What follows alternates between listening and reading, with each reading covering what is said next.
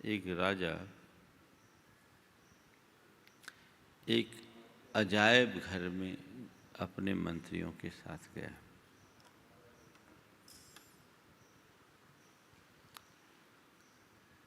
अजायब घर के उस कक्ष में अनेक दर्पण थे।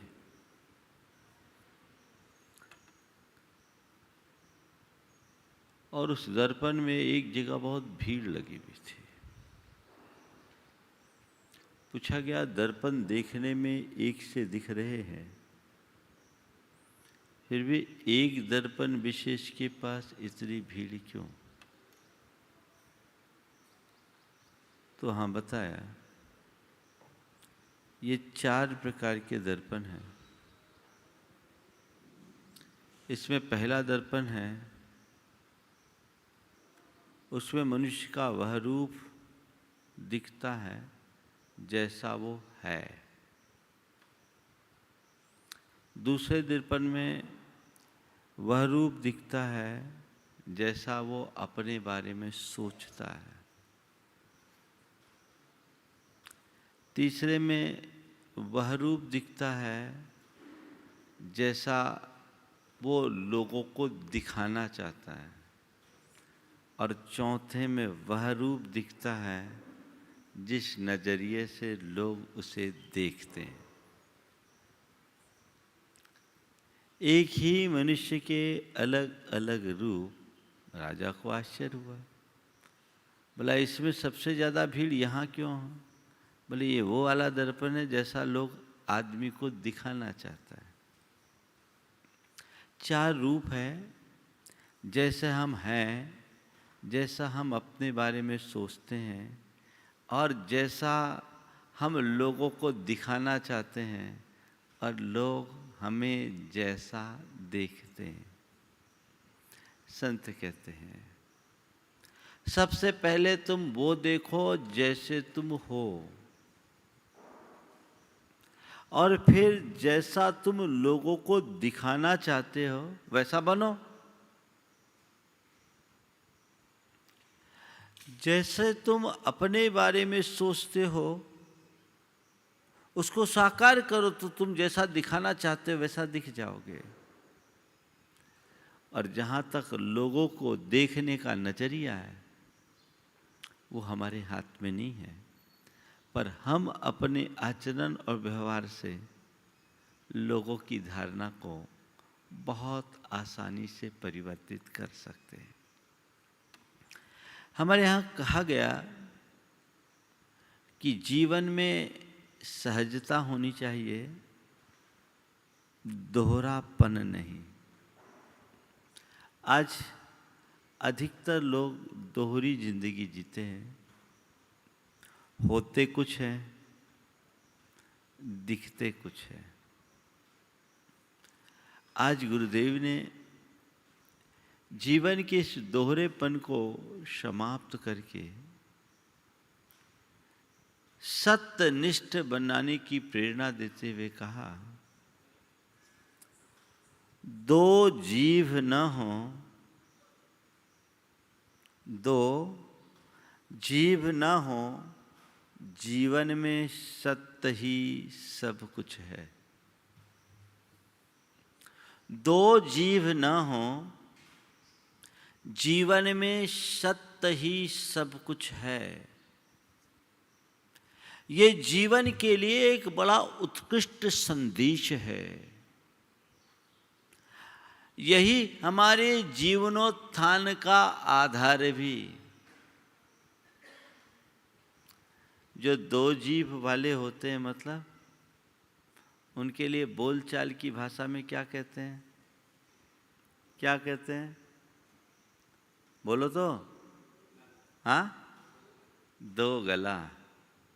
गुरुदेव ने थोड़ी कृपा की, उनने 2 गला शब्द का प्रयोग न करके 2 जीव।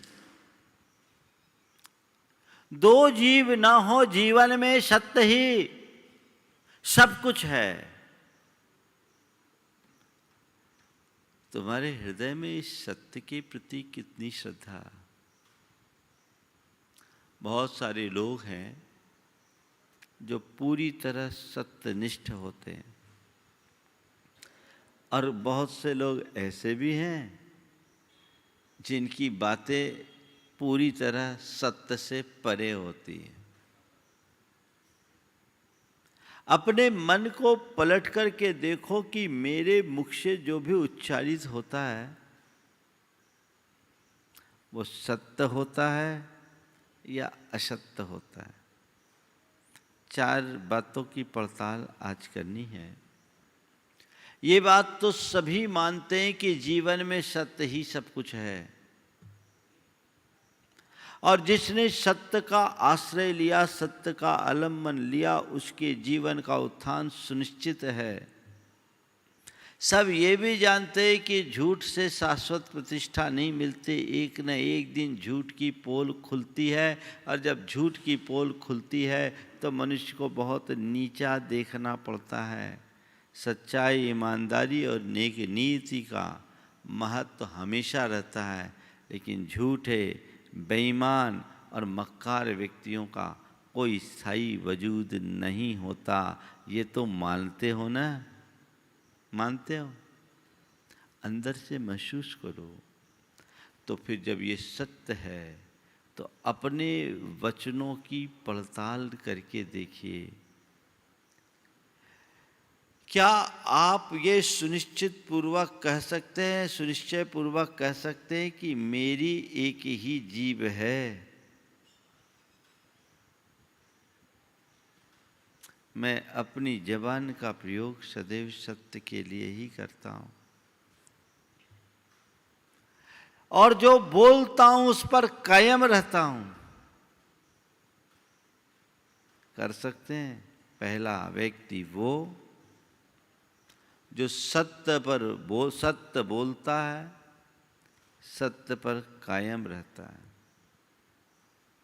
दूसरा स्तर, जो क्वचित कदाचित असत्य का प्रयोग करता है लेकिन मन में पश्चाताप रखता है। ये दूसरा लेवल है। तीसरा लेवल, जो क्वचित कदाचित सत्य बोलता है, ज्यादातर झूठा होता है। और चौथा लेवल, जो सदैव झूठ ही बोलता, सपने में भी झूठ बोलता है। ये 4 स्तर है मनुष्य के। हमें आज देखना है कि इसमें मैं कहाँ हूं। दूसरे को मत देखना। दूसरा कितना सत्यवादी है उसकी परीक्षा के लिए तो आप सदैव तत्पर रहते हो। संत कहते भैया अपने गिरेबान में तो झांको, आखिर तुम कितने पानी में हो पहले ये तो देखो। पहली बात, ये सुनिश्चय पूर्वक आप कह सकते हो कि मैं केवल सत्य बोलता हूं और जो बोलता हूं उस पर कायम रहता हूं। महाराज आजकल कहाँ चलता है, झूठ के बिना तो कुछ उपाय ही नहीं होता। झूठ बोलते नहीं है, बोलना पड़ता है। ये मन की दुर्बलता है। जो मनुष्य सत्यनिष्ठ होता है वो सदैव सत्य ही बोलता है, चाहे उसके लिए उसे कितना भी मूल्य क्यों ना चुकाना पड़े। पर उस समय वो परेशान भी हो सकता है, पर अंततः उसकी जीत ही होती है। गांधी जी ने जीवन पर्यंत सत्य का प्रयोग किया। बैरिस्टर थे, वकालत का पेशा किया। कहते वकील कौन है जो काला कोट पहनकर सफेद झूठ बोले? वकीलों के बारे में ऐसा कहा जाता है। लेकिन गांधी जी ने एक आदर्श उपस्थित कर दिया, एक आदर्श उपस्थित कर दिया कि वकालत के पेशे में भी उन्होंने सत्य का ही प्रयोग किया। उनके पास एक टैक्स चोरी का प्रकरण आया। मामला गंभीर था।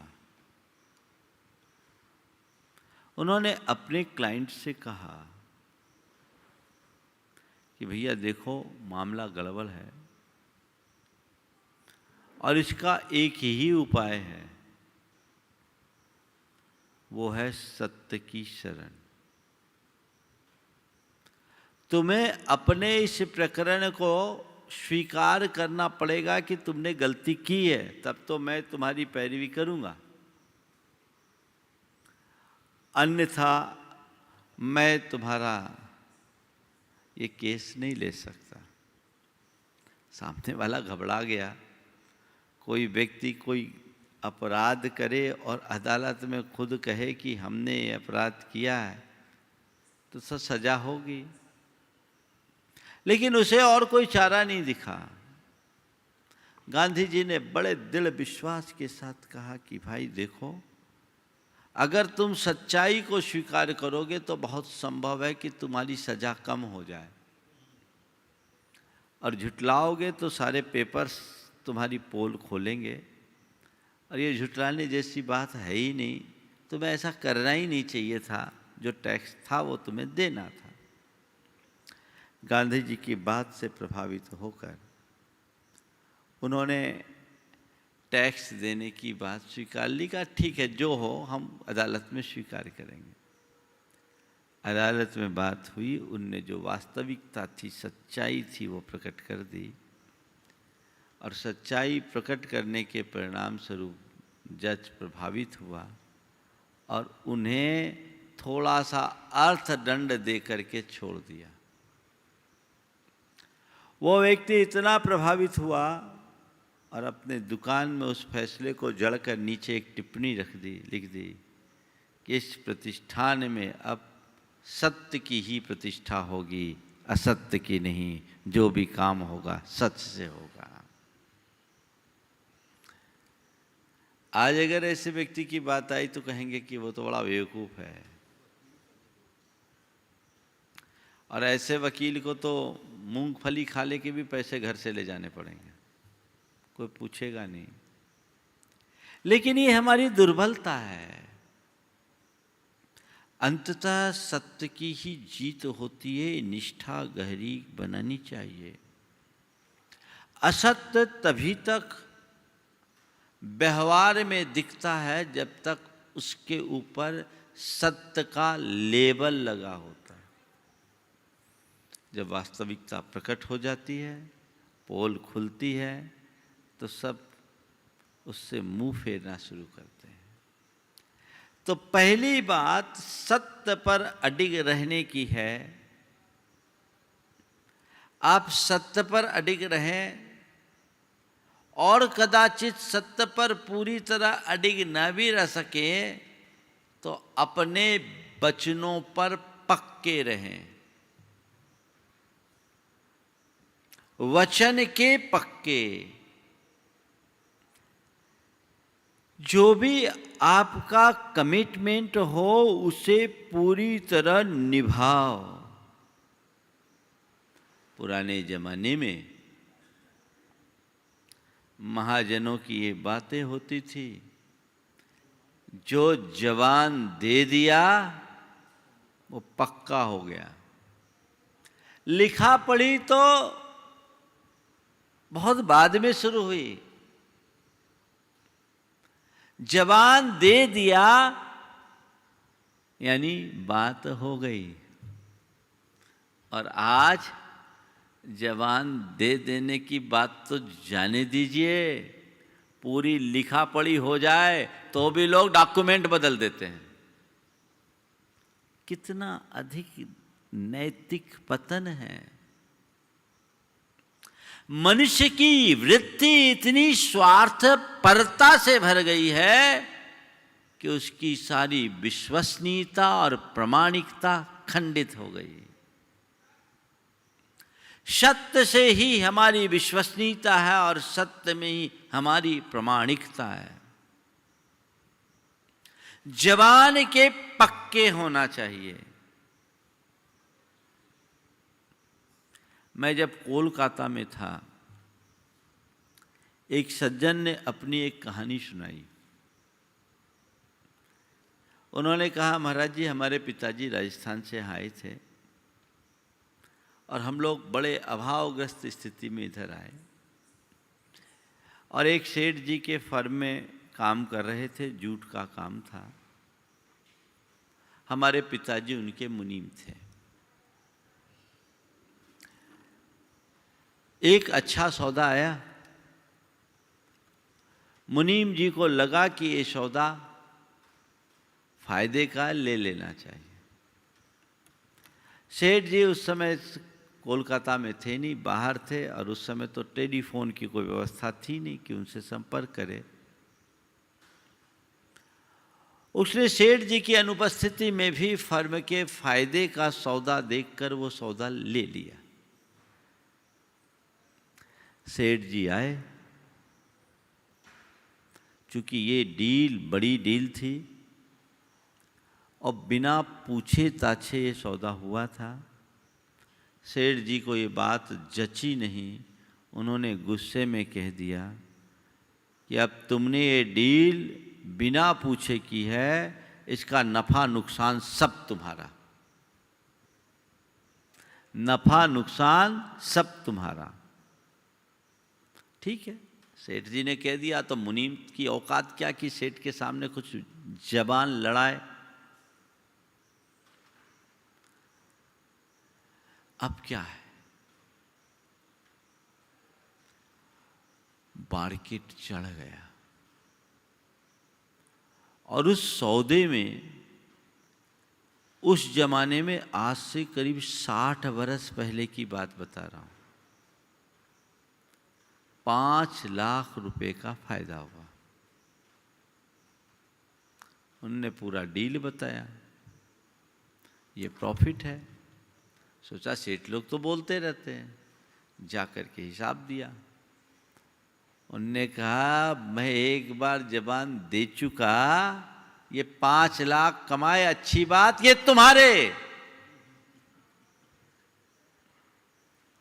हमारे नहीं,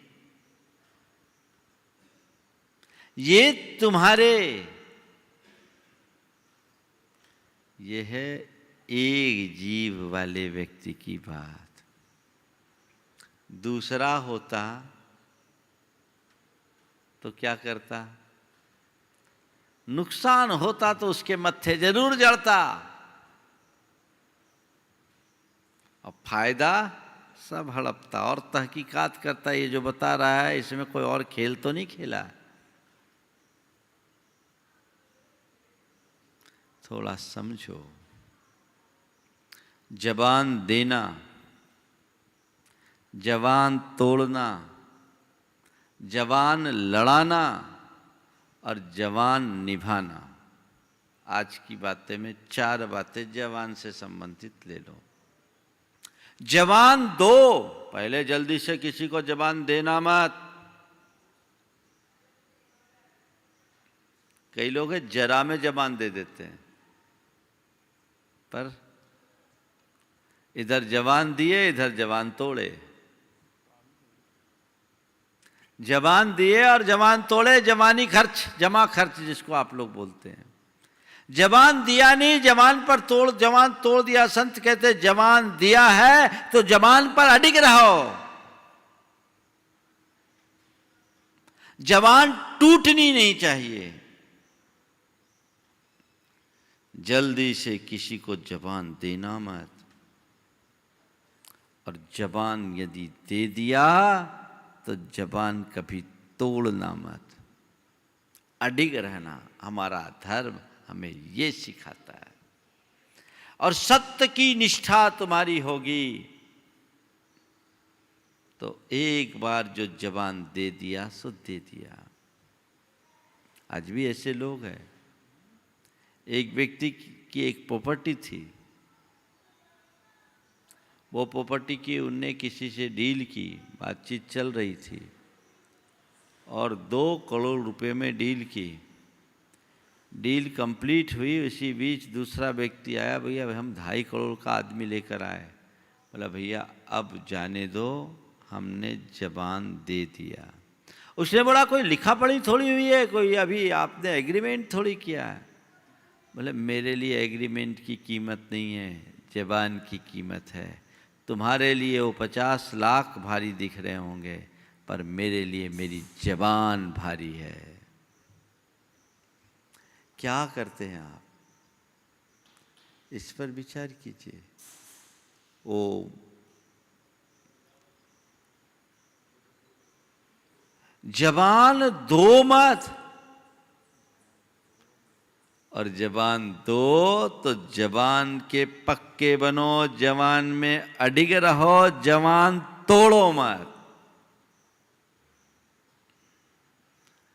आजकल ऐसे लोग बड़े दुर्लभ हैं, पर मैं आपसे पूछता हूं, लोक में प्रतिष्ठा किसकी है? जो जबान दे के मुकर जाते उनकी,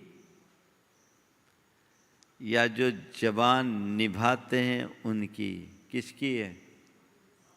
हाँ, तुम किसे पसंद करोगे, जो जबान दे के मुकर जाए उसको, या जो जबान का पक्का हो उसको? हाँ, पक्के। तो जब तुम जबान के पक्के को पसंद करते हो तो और लोग भी तो जबान के पक्के को ही पसंद करते हैं। तो तुम फिर जबान क्यों तोड़ते हो? फिर जबान क्यों तोड़ते? जबान के पक्के बनो। पर आजकल के लोग तो ऐसे, एक यहाँ शादी थी, उसने अपने मित्र से कहा भैया तुम्हें आना है, व्यवस्था संभालना। बोला चिंता मत करो, तुम्हारे यहाँ तो मैं सिर के बल आ जाऊंगा। चिंता मत करो, तुम्हारे यहाँ तो मैं सिर के बल आ जाऊंगा। उसके भरोसे में था। इन शादी के वक्त सब आए वो नदारत, सब आए वो नदारत। बाद में वो पहुंचा, बोला भैया तुम आए नहीं, बहुत लेट आए। तुम तो कह रहे थे मैं सिर के बल आ जाऊंगा, 2 दिन बाद आया। बोले क्या बताऊं, सिर के बल आया इसीलिए तो लेट हो गया। सिर के बल आया इसलिए लेट हो गया। ऐसे लोग जो जबान को तोड़ दे, ऐसे लोग जो जबान के अर्थ बदल दे, ये व्यक्ति संसार में कभी प्रतिष्ठापूर्ण स्थान नहीं बना सकते। अल्पकालिक लाभ उन्हें भले हो जाए, पर दीर्घकालिक उपलब्धि उनके जीवन में घटित नहीं हो सकती। इसलिए संत कहते हैं जबान के धनी बनो, जबान के पक्के बनो, एक जीभ वाले बनो। 2 जीभ न हो, जीवन में सत्य ही सब कुछ है। तो पहली बात, सत्यनिष्ठ होना, मुझे असत्य बोलना ही नहीं। और किसी को जबान दिया तो जबान तोड़ना नहीं, जबान का पक्का बनना है, जबान पे अडिग रहना है, जबान निभाना है। और फालतू किसी से जबान लड़ाना नहीं है। कुछ लोग हैं जबान लड़ाते हैं। जबान लड़ाने का मतलब बिना मतलब बहस करना, खामोखा बहस करना। जबान लड़ाने वाले बहादुर तो बहुत मिलते हैं। मिलते हैं नहीं मिलते हैं? खड़े हो जाएंगे, एक दूसरे से जबान लड़ाएंगे, पूरी बहादुरी दिखाएंगे जैसे कि दुनिया में इससे बड़ा वीर कोई है ही नहीं। और थोड़ा कुछ हो तो अभी ढीले पड़ जाएंगे। कई लोग तो हैं जिनकी आदत ही होती जबान लड़ाने की, गुरुओं से भी जबान लड़ाने आ जाते हैं। ऐसा जबान लड़ाने का कोई काम नहीं। तो पहली बात मैं आपसे सत्य के विषय में बोल रहा था कि सत्यनिष्ठ बने और वचन के पक्के बने। नंबर दूसरे लेवल के जो लोग हैं, वे लोग जो क्वचित कदाचित झूठ का आलंबन लेते हैं पर मन में ग्लानि रखते हैं। देखो मेरे अंदर ये वाला रूप है कि नहीं? माना कि तुम पूरी तरह सत्य में निर्भर नहीं हो पाते, क्योंकि सत्य में कठिनाई है, परेशानी है, चुनौतियां हैं, अशुभताएं हैं।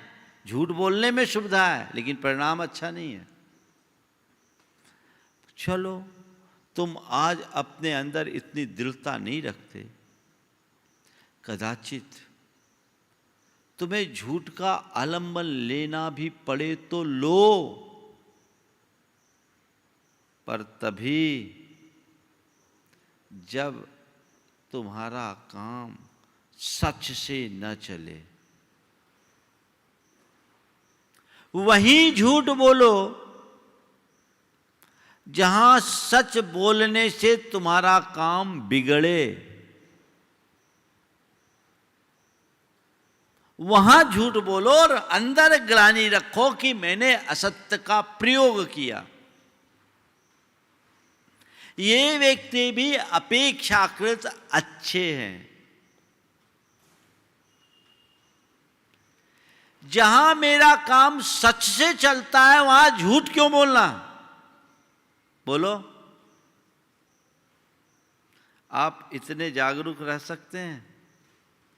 मेरा काम जहां सच से चले वहां मैं झूठ नहीं बोलूंगा। कोई होश नहीं। झूठ बोलना है तो बोलना है। जिस व्यक्ति के हृदय में सत्य और झूठ का भेद नहीं होता, वो व्यक्ति अपनी आत्मा की उन्नति नहीं कर पाता। एक धर्मात्मा की यही पहचान है, या तो वह असत्य का प्रयोग न करे, और यदि कदाचित करेगा भी तो तभी करेगा जब सच से उसका काम न चले। पर झूठ बोलते हुए भी आत्मग्लानि कि मैं गलत दिशा में गया हूँ, झूठ एक पाप है और मैंने पाप का आलम्बन लिया। मैं आपसे पूछता हूँ, आपसे कोई पाप होता है तो पश्चाताप होता है कि नहीं? एक चींटी भी मर जाती है तो मन दुखता है, अरे आज हमसे एक चींटी खामोखा मर गई। क्यों? क्योंकि तुम हिंसा को पाप मानते हो, अन्य प्रकार के अनाचार को भी पाप मान लेते हो कि ये ठीक नहीं।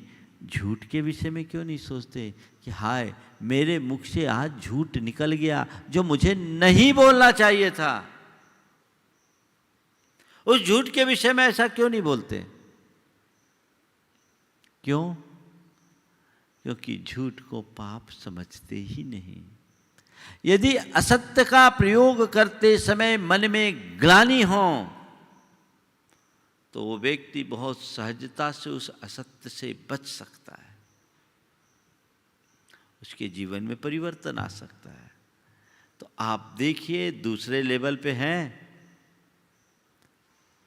कि अक्सर सत्य बोलते हैं, क्वचित कदाचित झूठ का आलंबन लेते नहीं, लेना पड़ता है, पर मन में पश्चाताप और ग्लानि का भाव होता है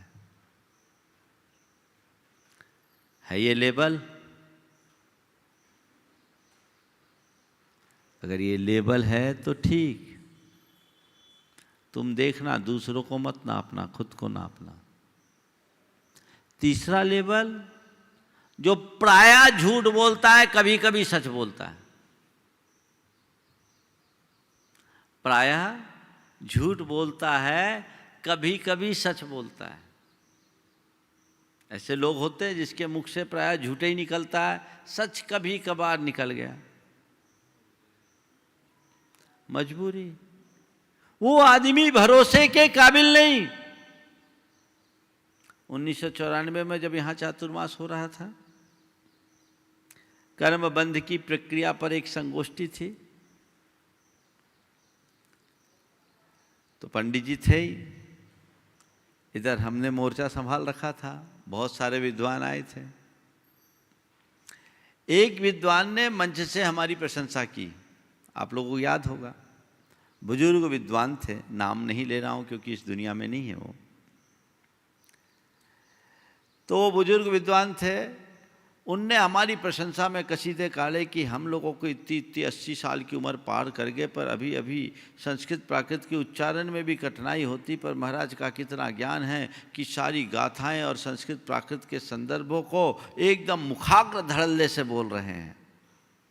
उस सत्र की अध्यक्षता पंडित सागरमल जी विदिशा वाले कर रहे थे। जो विद्वान ने ये प्रशंसा के शब्द बोले थे वो प्रायः मुनियों से दूर रहते थे।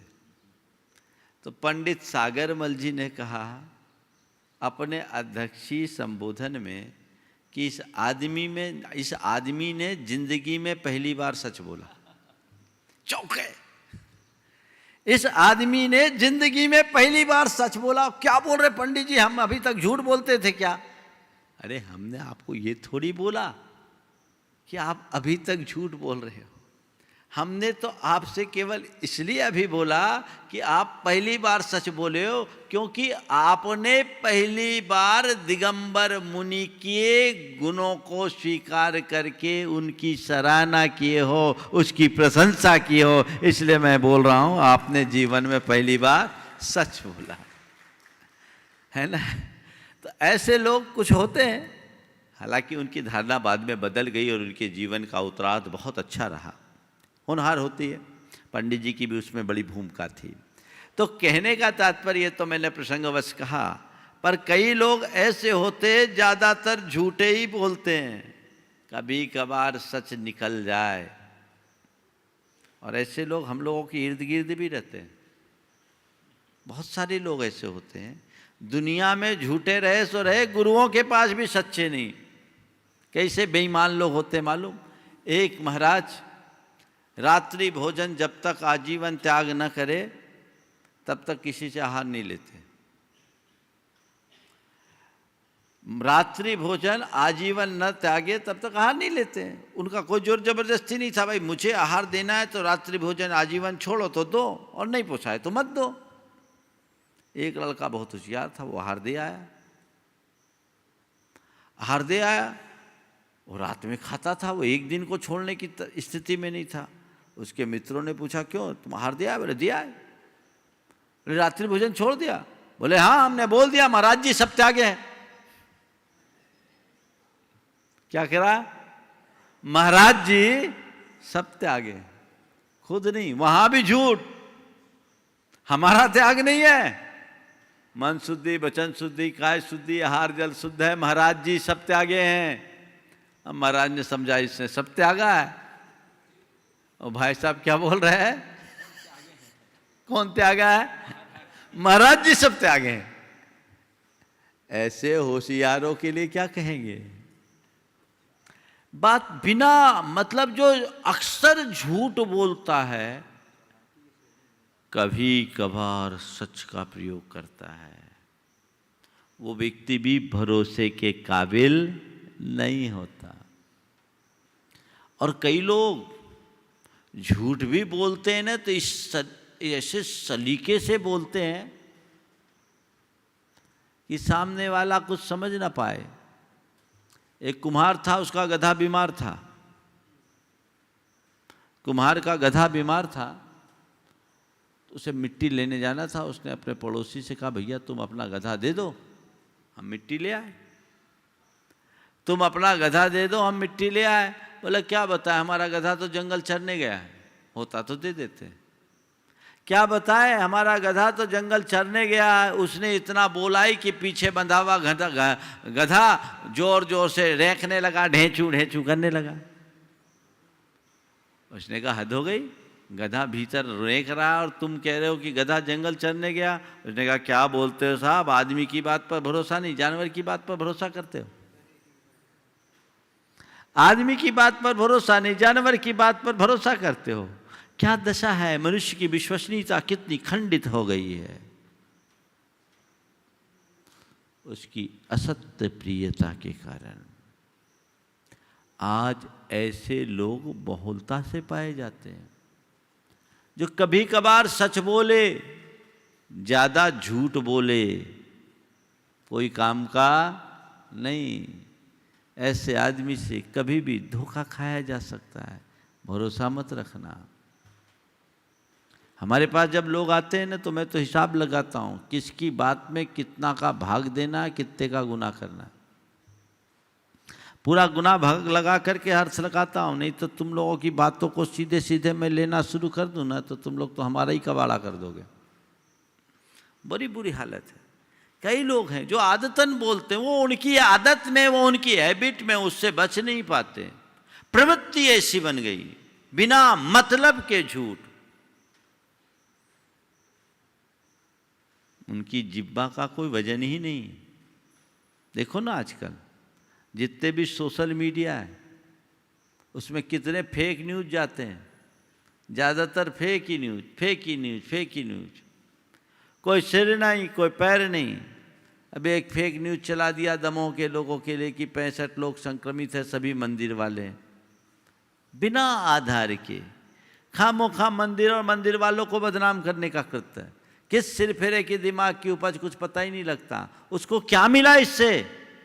समाज में भ्रम फैलाकर उसने पाया क्या?